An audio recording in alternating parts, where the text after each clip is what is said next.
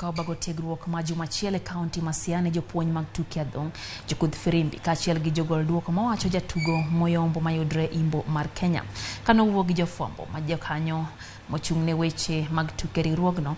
Albert Matito lero ni tiegruogno yoyo counties aboro ka gigeto gero tugo mar adhong e kor gwenge kokalo kuom puonj ma kinde ka kinde. Nomedo wacho ni mich mar tugo mar adhong nitiere e kor gwenge kaka mana ni onge jopuonj malong'o mago manyalo fwenyo kendo tiego rawere.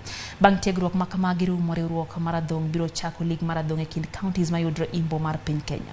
Achola Bivalen mawuok e county ma Vihiga ojiwo keni mondo mi odonje tuke mag adhong mana kaka joma yawuowi bende timo.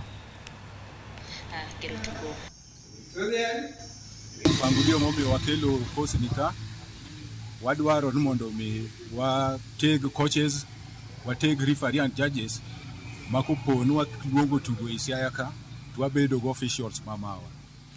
Kata chon nyocha kwa luongo tugo kata officials wuok woko to kendo coaching mwatimo kawuono mwapuonjo coaches ka wadwaro no mondo mi clubs obed mang'eny e Siaya ka to kodo clubs obed mang'eny e counties mamoko. One side of the body above